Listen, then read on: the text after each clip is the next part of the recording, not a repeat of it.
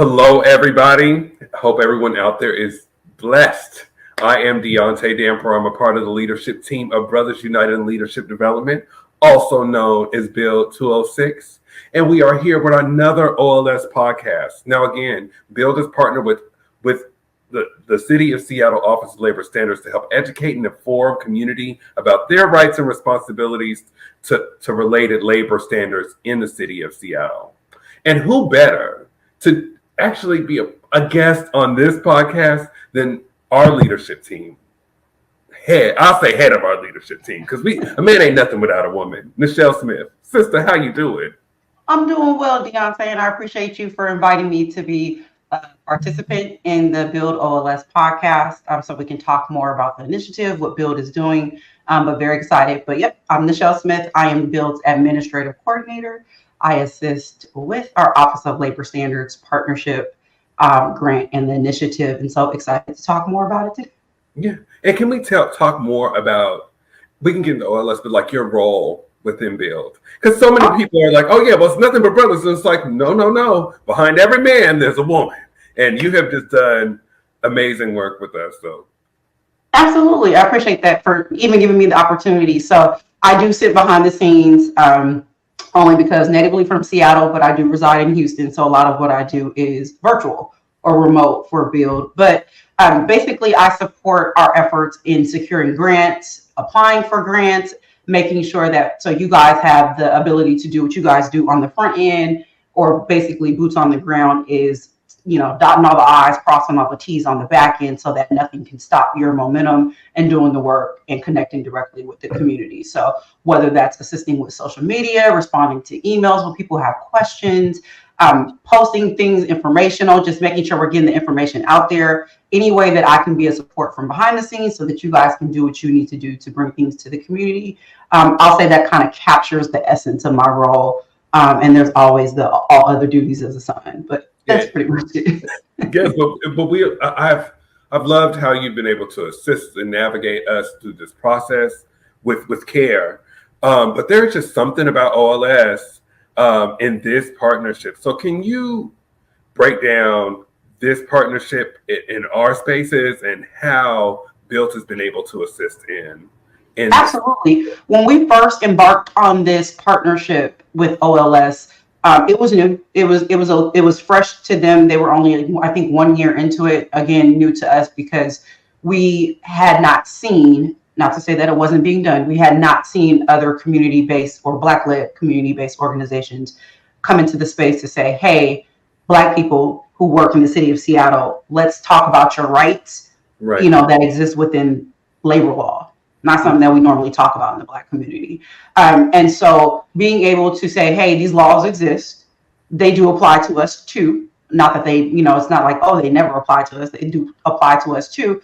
But then also the big thing for us was, how do you break it down in terms or layman terms that we can communicate easily with each other? So, the information is always very legalese. It's very in-depth, overly detailed. And that's great if that's your wheelhouse, if that's your, your lane. But again, make it simple, make it plain. And that's our goal with this initiative, is to literally make it simple, make it plain, so that when somebody feels like, I might have an issue, or I think something's not right in terms of like where I work or how I'm working or what's going on, or even as a business owner, just to understand, it's making it that much easier so that they can apply the ordinances or understand how it applies to them without having to overthink it or feel it's too complicated. And so then you just kind of give up. Mm-hmm. And that is the thing, right? I think that and I mean, shout out to all communities, but when we talk about the Black community, right, there is so much fear in kind of getting educated in that process that we deal with. Like I remember there's been plenty of times where there's been calls and it's like, because I'm scared, I don't really know what to do or how to do it. Or even as a person that is a manager, it's like, well, how do I navigate this so I don't cause harm? Yeah. So I've just really just appreciated that part. And I know there's just been rave reviews in community about your trainings. So how has those trainings been essential to a lot of the partnership that we have with OLS? So I'll say there's a duality. So Understand that build, because of our work through what you're doing with our community outreach engagement fund with COEF, we were actually being sought after for a partnership on their business outreach engagement fund. So we have a duality with them to be able to say, hey, we can also talk to the Black community who are Black-led businesses and organizations, but also Black employees within the city of Seattle too. And so what we did this year was a focal point on trainings around the same labor ordinances that apply to both employees, but also apply to businesses, and say, hey, if you're a leader of a business or an owner, understand how this applies to how you hire independent contractors, how you hire regular employees, how you pay people. A lot of times a hardship of Black business ownership is that navigation of, do I have enough money to pay somebody properly to get what I need? We oftentimes, in support of one another, will take less because we're like, hey, I'm trying to do, so-and-so is solid, their business is up and coming. But there's also just kind of like a baseline to say, like, hey, this person deserves minimum wage. They're doing the work regardless of color. They deserve minimum wage. They're working in the city of Seattle, and minimum wage is $19 at this point in time. So it's just making sure that we're aware of those rules. And so my trainings have been very centered around, hey, if you can't afford to pay somebody right, then we need to seek other avenues to get what we need, because we have to be fair to one another within the community. We can't shortcut each other. Like we don't grow as a community if we're shortchanging each other. And the same with as independent contractors. A lot of us operate as independent contractors we have so many talents. We have all the resources we need, but some of us don't take the time to make sure that the contractual language exists to cover ourselves, to make sure that we're not being treated like somebody's employee, that we're not being asked to do more than what we actually agreed to, that, we're not shortchanging ourselves. So again, trying to educate our community to say, hey, whether employee, whether business owner, whether self-employed, know your rights as somebody who's working in the city of Seattle, know how to apply those rights, and then be able to easily see when things are not going right and know who to call when you need assistance, whether it's reaching out to build, whether it's connecting directly to Office of Labor Standards, but giving them those avenues to say, hey, there is somebody who cares about my being in this space, and that at least I have somebody I can ask questions to, and possibly for that next step if needed. And that is, well, it's what Bill does, but I think that what the labor standards is doing from on both sides has been so essential. So it's only right that this partnership needed to happen, right? Absolutely. It's only right that when we are talking about empowerment, people look at it in just this one lens when we're talking about Black and brown communities, right? It could be towards gun violence, but it's like, no, we are working 9 to 5 and going through the same type of trauma that we do just as through like the violence that are happening in our communities. Exactly. Or, you know what I mean? So I think it's only right, and I'm just so proud to be a part of Build and this OLS partnership, because it's just been amazing. And then I'm actually glad you called that out though, with the trauma, is that a lot of people think it has to be something violent in nature to be like equated to a trauma. Oftentimes the trauma that all of us go through at work, whether it is microaggressions, whether it is being paid less than, whether it is being asked to do more, for the same amount of pay, take on extra responsibilities that are way out your job scope, things like that. This is why labor standards are so important. A lot of people assume, especially in the state of Washington, city of Seattle, King County, that if I don't operate within a bargaining unit, I'm not afforded those same protections.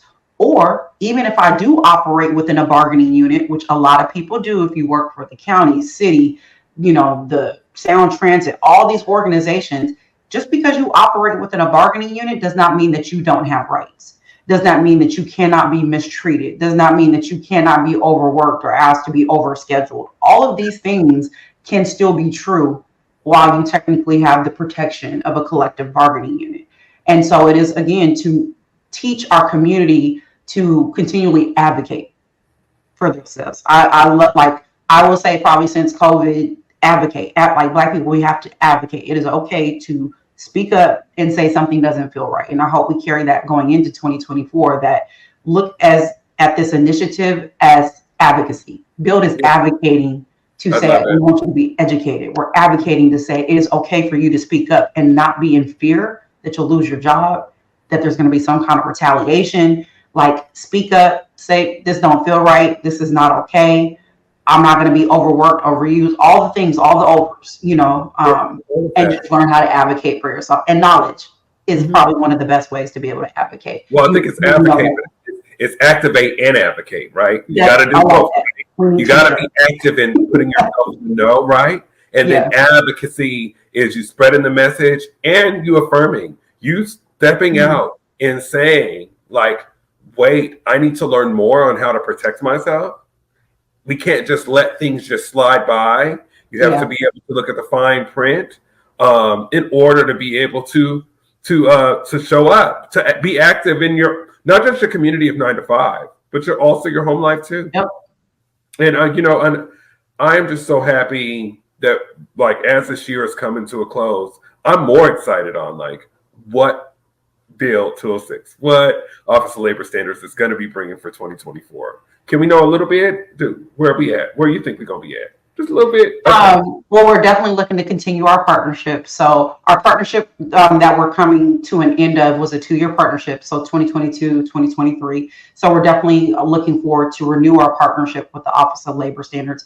And they are doing a little bit of a shift to where they're asking organizations who are interested in repartnering with them to say, consider categorizing where you feel like the focus of your outreach and engagement should be. And one of the areas that we're looking at is the arts and entertainment. I'll say it sounds cliche a little bit if you think Black community and like arts, but the reality of it is that so much of what we've seen our partners who do it, our community members, when we talk about independent contractor space, a lot of us operate in that arts and entertainment space, whether it is we are artists, whether it's performative, whether it's like painting, music, like so many areas fall under that. Entertainment, whether it's putting on events, hosting events, being like an event, the people who actually like decorate, like all the planners. Yeah, absolutely. All of that. And so realizing like the how like wide that net is, it was like wonderful. I'm eager to connect with people and say, do you know your rights? Is your contract right? Are they overworked? Are they asking you for too much? And do more of that. So again, we should know more into January if we're able to go ahead and move forward with continuing the partnership. But that is our hope. Just again, excited to bring more interactive trainings to the community. So we're doing one right now. I'll speak on it with our business side of it to train them on fair chance employment. And we want to do more of that so people can learn at their own time. We are all busy. Yeah. And we are all busy, but we are all busy, but we are all building. And I'm, as we come to a close, Nichele, again, I know we have said it to you time and time again. We are just so appreciative of you. You are our community partner. You are our sister. And we are just so happy you are part of our glue. And I can't wait for people to see how much we activate and advocate for our community brick by brick in 2024. Absolutely. Well, I appreciate you having me on. I appreciate what you have done for our community with this initiative, because if not for you, I will be very honest. I don't think as many people would know about it as they do. And so thank you for activating. Thank you for advocating. Thank you for educating and continuing to help us push this initiative into the community, because it is extremely important.